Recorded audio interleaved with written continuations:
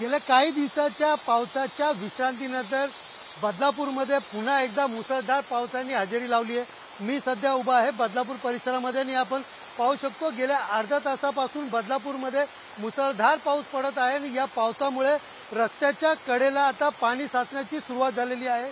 आणि एकंदरीत पाहायला गेलं तर पावसाचा जोर कायम राहिला तर सकल भागामध्ये पाणी साचण्याची शक्यता वर्तवली जात आहे।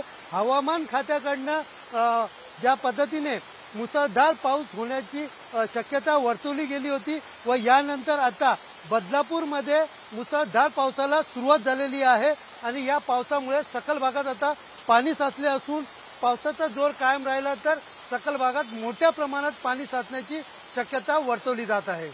कॅमेरा पर्सन मनीषसह सुनील जाधव, TV9 मराठी, बदलापूर।